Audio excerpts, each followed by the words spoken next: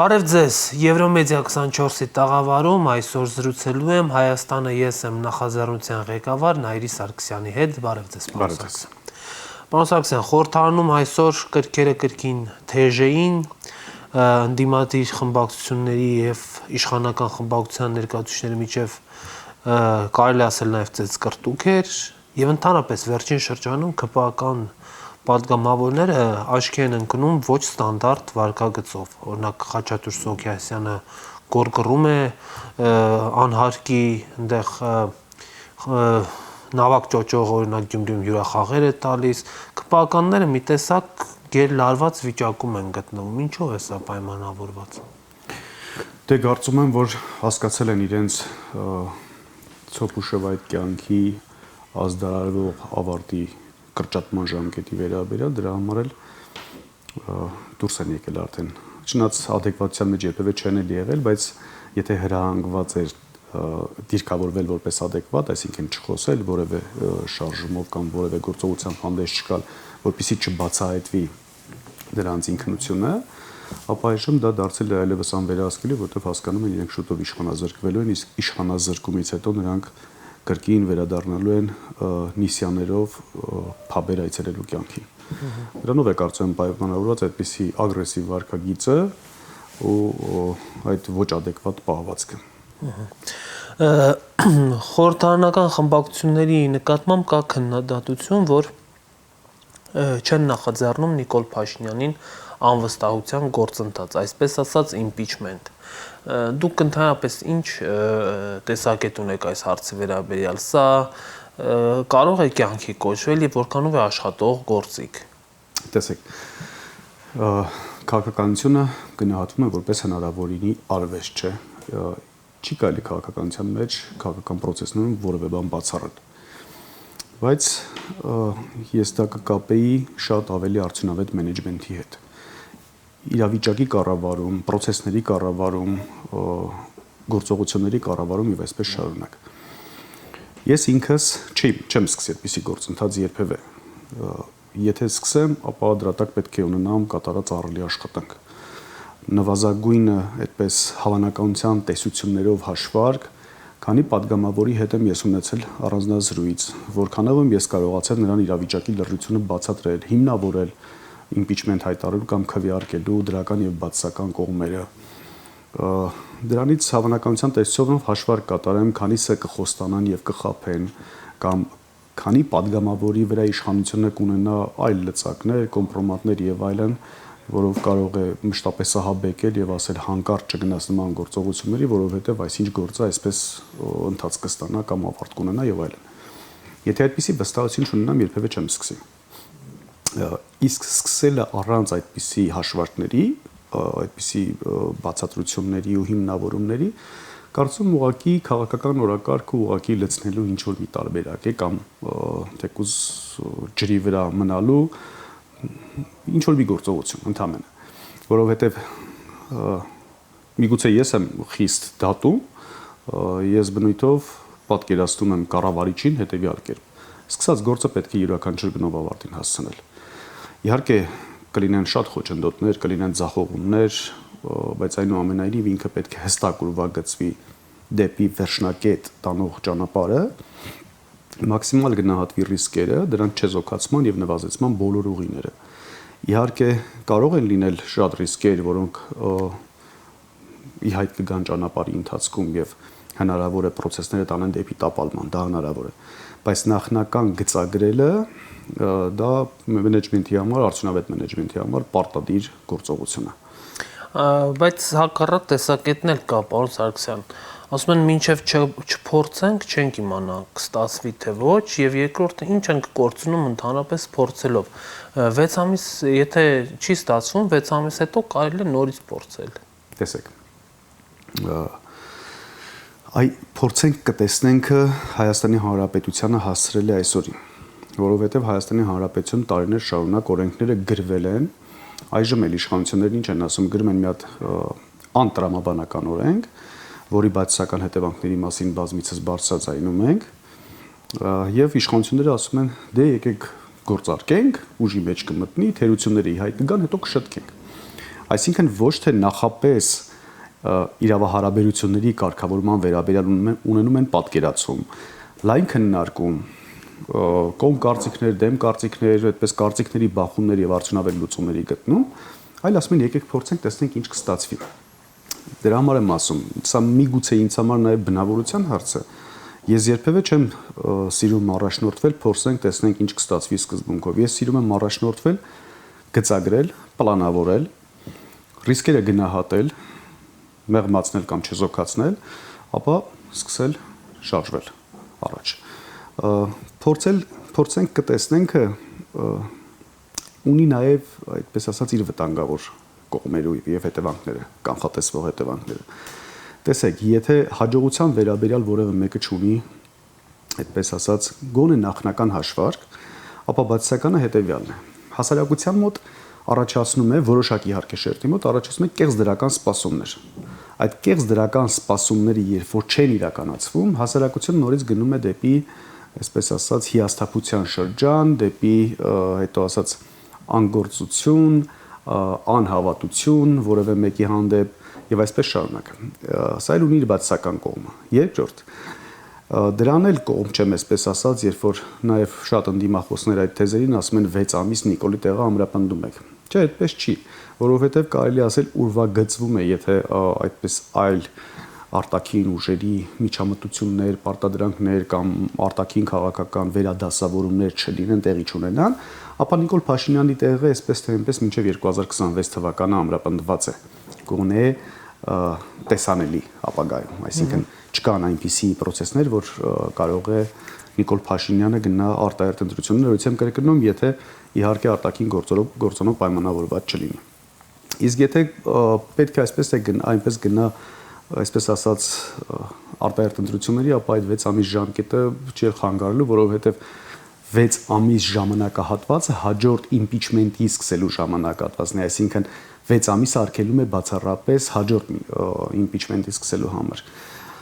Իսկ Նիկոլ Փաշինյանը նորից եմ կրկնում, իմ խորին համոզմամբ impeachment-ով չի հեռանալու։ Այդ դեպքում առաջինը արդյոք սահմանադրական այդ կարգավորումը, այդ ընդդիմությանը տրված մեխանիզմը չի դառնում անիմաստ ընդհանրապես, եւ երկրորդը ուրիշ էլ ինչ օրինական ճանապարհներ կան իշխանապողության, ստացվում է, որ քաղաքական ուժերը պետք է դադար վերցնեն եւ պատրաստվեն 26 թվականի ընտրություններին։ Ոչ։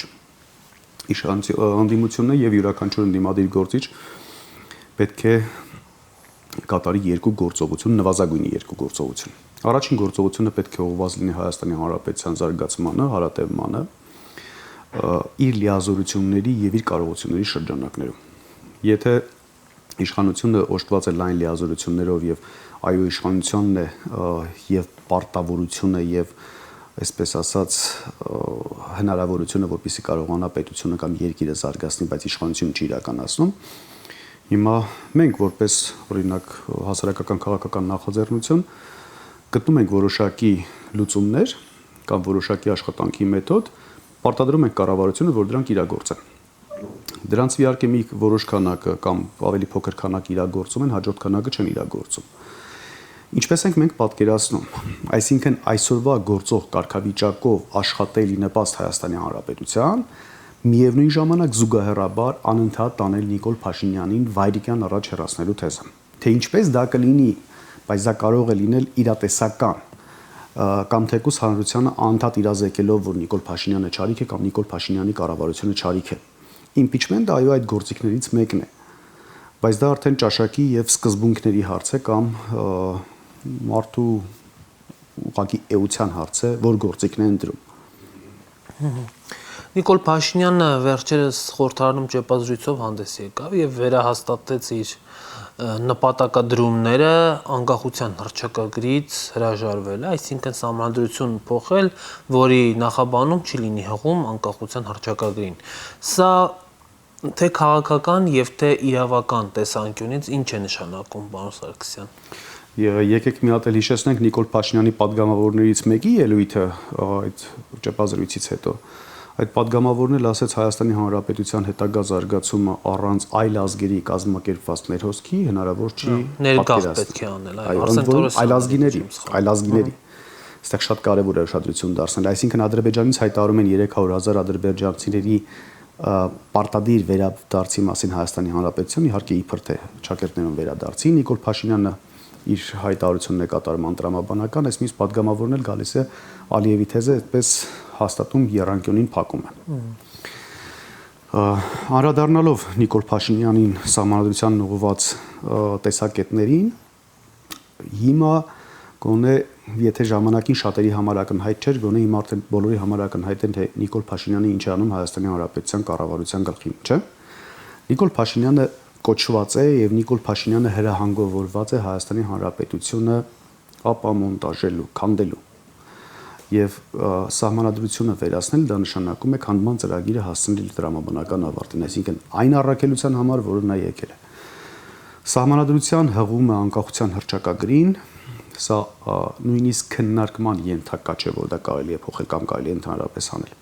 Անկախության հռչակագիրը Հայաստանի Հանրապետության ծննդականն է։ Սահմանադրությունը ծննդականից բխող փաստաթուղթն է, այսինքն եթե անկախության հռչակագրի սահմանադրությունից հանում ենք անկախության հռչակագրին հղումը, ապա դուրս է գալիս, որ Հայաստանի Հանրապետությունը հրաժարվում է իր անկախության հռչակագրից եւ Հայաստանի Հանրապետությունը դադարում է որպես պետություն գոյություն ունենալ։ Սա շատ նուրբ քաղաքաիրավական տիրույթում հարցությունում է գտնվում, բայց եկեք փոքր ձևաչափով այսպես պատկերացնենք ինչ կարող է տեղի ունենալ։ Ժամանակակից աշխարհում իհարկե փոփոխվող աշխարհում շատ բաներ կարող են դեռևս փոխվել, բայց պետությունների գոյության կամ պետությունների ստեղծման համար գոյություն ունի երկու գլխավոր կամ հիմնական պայման։ Առաջին պայմանը դա տարածքային ամբողջականության ինստիտուտն է, երկրորդը ազգերի ինքնորոշման իրավունքը։ Ընդ որում ազգերի ինքնորոշման իրավունքը շատ դեպքերում իհարկե կախված ուժից, կախված քաղաքական, այսպես վերադասավորումներից, տարածաշրջանային, գլոբալ եւ այլն, ազգերի ինքնորոշումը շատ ավելի գերակա է միշտ դիտարկվում։ Հայաստանի Հանրապետությունը ինչպես է անկախացել։ Հայաստանի Հանրապետությունը ԽՍՀՄ-ից այսպես անկախացել է ազգերի ինքնորոշման իրավունքի հաշվին, ճիշտ է։ Եվ օգտվելով իր իրավունքից ստեղծել է անկախ Հայաստանի Հանրապետություն։ Հիմա փաստացի Հայաստանի Հանրապետությունը եթե հրաժարվում է իր այդ իրավունքը իրացնելուց, պատկերացնում եք ինչ կարող է տեղի ունենալ մեր հետ։ Օրինակ հետևյալը. Խորհրդային միությունը վերականգնվում է, հետո գալիս են ասում են՝ «Մի րոպե, դուք ունեիք իրավունք ազգերի ինքնորոշման իրավունքից օգտվելու, դուք օգտվեցիք անկախացաք, հիմա այդ իրավունքը դուք ձեր ոչնչացրեցիք ձեր ձեռքով, հանեցիք, դուք մեր ժամանակի տարածքային ամբողջականության մասն եք կազմում»։ Տեսականորեն հնարավոր երևույթ է, չէ՞։ Եվ Նիկոլ Փաշինյանն էլ ասի՝ «Դե ինչ անենք մենք, պիտի գնանք միանանք եւ այլն»։ Այսինքն Հայաստանը բռնակցվի Ռուսաստանին։ Նիկոլ Փաշինյանի կատարած քայլերի այսպես տրամաբանական ավարտի կամ այսպես հնարավոր հավանական ելքերից մեկն էլ դա է։ Սա մի ուղղություն։ Երկրորդ ուղղությունը կարող է լինել Թուրքիային, կարող է լինել Ադրբեջանի հետ։ Օրինակ, գիտեք ինչու է առաջինը Ռուսաստանի անունը տալիս, որովհետև Նիկոլ Փաշինյանը սովորաբար այն ինչի մասին խոսում է շատ դրական, իրականացնում է դրա տրամագծորեն հակառակը։ Եթե շատ բացասական, ապա նորից տրամագծորեն հակառակը։ Օրինակ խոսում է բանակի մասին շատ դրական, հետո բանակը դարձնում է դավաճան եւ դասալիքների ինչ-որ մի խումբ ու տանում է լուծարման։ Արցախի մասին խոսում է դրական, Արցախը հանձնում է եւ ավելի կրկնակի ջանասիրությամբ Ադրբեջանի կազում ճանաչելու քարոզ է իրականացնում։ Այժմ հարկատնային է դարձել հերոս, հետո ընկել է հարկատնների հետևից, որպեսզի ավելի շատ հարկավակագրի եւ այսպես շարունակ։ Այդ նույն տրամաբանության մեջ եթե դիտարկում ենք, Նիկոլ Փաշինյանը Հայաստանը ակնհայտ տանում է դեպի թուրքացում, թուրքավիլայեթացում եւ նրա միակ, այսպես ասած, հիմնավորող թեզը հետեւյալն է. Բա ինչ ուզում եք միութենական պետություն դառնանք, այսինքն հակա միութենականության դեմ նրա քարոզը դեպի պրոթուրքական, իմ մոտ խորը կասկած է առաջացնում, որ Նիկոլը այս թեզը տանում է հետագայում զարգացնելու համար միութենականության թեզը։ Եվ այս գործողությունները շատ նման են դրան եւ այսպես ասած հիմնավորում են այդ թեզը։ Հիմա սա բացատրություն թե ինչու գնացի դեպի խորհրդային սոցիալիստական հանրապետությունների միություն։ Հիմա այդ են գալիս Թուրքիա եւ Ադրբեջան։ Մենք տեսնում ենք Ադրբեջանի կողմից ամենօրյա քարոզ եւ գործողություններ արևմտյան Ադրբեջան թեզը զարգացնելու, արևմտյան Ադրբեջան ֆակուլտետ բացելու, հանձնաժողով ազգային ժողովում ստեղծելու իրենց, այդպես հեռուստաընկերություններ, Արևմտյան Ադրբեջանի համայնք, վտարանդի կառավարություններ եւ այլն տարբեր գործողություններ, այդ թվում նույնիսկ հասան նրան, մինչեւ որ Վատիկանում, այսպես ասած, Հայաստանի Հանրապետության տարածքում իրենց նախկին քրիստոնեության վերաբերյալ, չգիտեմ, ցնդաբանությունների վերաբերյալ գործողություններ կարողացան կազմակերպել։ Հիմա այս տրամաբանության մեջ, եթե Հայաստանի Հանրապետությունը այսքան անգործունակ մնում է կամ չնայած անգործունակ չի, սպասարկում է ադրբեջանական շահը, Ադրբեջանը կեղծ փաստաթղթեր, կեղծ պատմություններ հորինելով կարող է ինչ-որ պատմական փաստերի հիման վրա նոր հարձակում պլանավորել կամ այլևս ընդհանրապես անհրաժեշտություն էլ չկա պատերազմական կամ ռազմական գործողությունների։ Այդ նույն 300,000 ադրբեջանցիների բնակեցումով Հայաստանի Հանրապետության տարածքում ու ժամանակի ընթացքում հայկականը քանդելով ադրբեջանականը կառուցելով, այո, կարող է սահմանադրության փոփոխության պարագայում Հայաստանի Հանրապետությունը հանձնվել Ադրբեջանին։ Նույն հաջողությամբ կարող է հանձնվել Թուրքիային։ Եվ այսպես շարունակ։ Հետևաբար սահմանադրության փոփոխությունը մասնավորապես անկախության հռչակագրին հղումը, սա Հայաստանի Հանրապետության արդեն իրավական առումով ապամոնտաժման եւ լուծարման գործողության մեկնարկի մասին է խոսում։ Շնորհակալություն։ Այսօր խորհրդարանում պարոն Սարգսյան քննարկվում էր համընդհանուր հայտարարագրման հարցը կրկին եւ ԿՊԱ-ականները էլի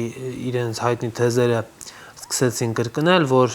դրան դեմ են այն մարդիկ, ովքեր թաքցնելու եկամուտներ ունեն, որ շատ լավ բան է հայտարարագրման համակարգը, բայց մինչ այժմ ես այսօր նայեցի 35,000 քաղաքացի, եթե չեմ սխալվում,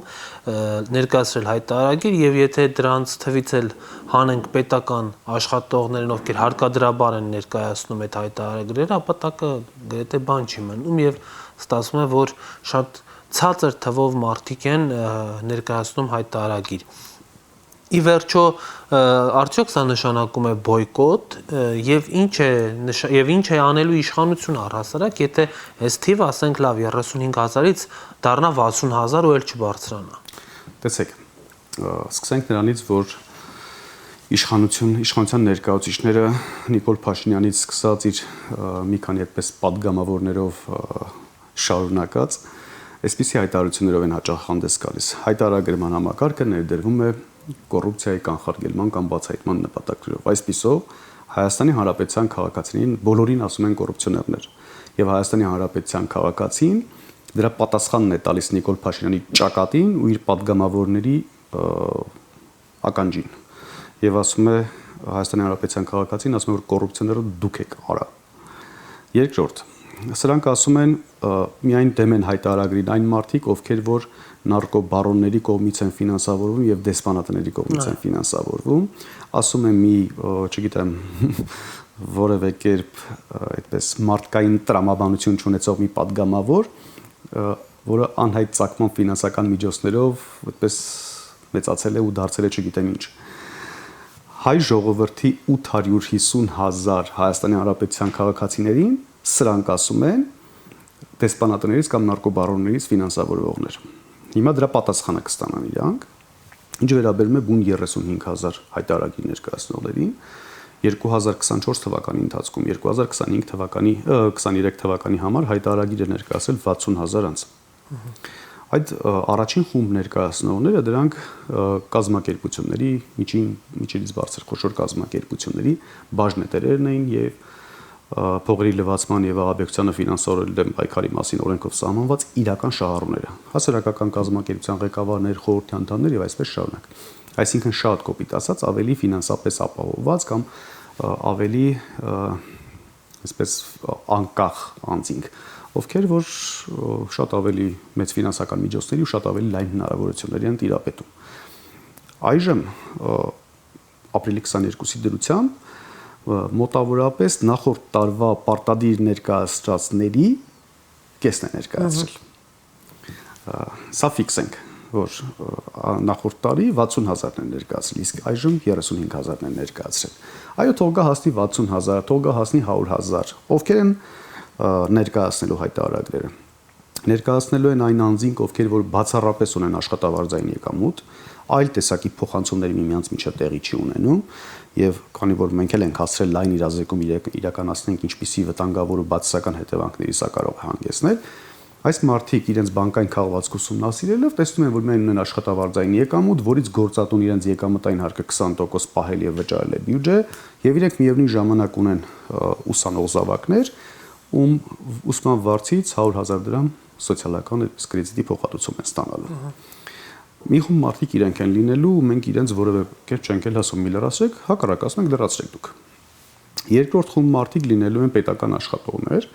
իհարկե պետական մարմինների շատ աշխատակիցներ ինքնուրույն են որոշելու լրացնեն թե չլրացնեն, լինելու է բնականաբար պետական պարտադրանք, այդ թվում լինելու են համայնքային իշխանությունների կողմից համայնքային ծառայողների պարտադրանքներ, մի որոշակի, բայց փոքրիկ խումբ էլ, որովհետև այդ թվում պետական ծառայողները այսպես Նիկոլ Փաշինյանի հանդեպ հավատով ու հարգանքով չեն լցված, մի փոքր խումբ էլ այս մարդիկ են լինելու։ Հաջորդ փոքր խումբը լինելու է իհարկե բիզնեսի ներկայացուցիչները, իրական շահառու հանդիսացող կամ խոշոր կազմակերպությունների սեփականատեր հանդիսացողները, որոնց ըստ էության նախորդ տարի եթե ներկայացել են, եթե արդեն ինչ-որ ֆիքսել են, կշարունակեն ներկայացնել։ Իհարկե նրանք էլ են փոքր խումբ լինելու։ Եվ չորրորդ խումբը կլինեն արդեն պարտադրվողները իշխանամերձ բիզնեսների եւ բիզնես իշխանամերձ բիզնեսների վարձու աշխատակիցների մասը։ Օրինակ կարող է իշխանամերձ ինչ որ բիզնեսմեն իր աշխատողներին պարտադրել, որ հայտարարագիր ներկայացնեն, իհարկե այդ աշխատակիցների մեծ մասն էլ չի ենթարկվելու այդ անհիմն պարտադրանքին, նամանավանդ երբ որ մենք նաև հայտարարում ենք, ասում ենք, եթե կունենաք այդպիսի ապօրինի պարտադրանք ձեր հանդեպ, մենք պատրաստ ենք անվճար ձեր իրավունքները պաշտպանենք։ Այդ թվում եւ բիզնեսին ենք ասում դա եւ վարձու աշխատակիցներին ենք ասում։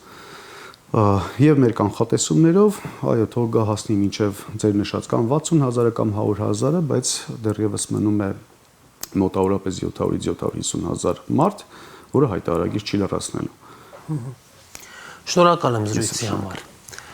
Հարգելի հեռուստադիտողներ, ես զրուցում էի Հայաստանը ես եմ նախաձեռնության ղեկավար Նայիրի Սարգսյանի հետ, կհանդիպենք։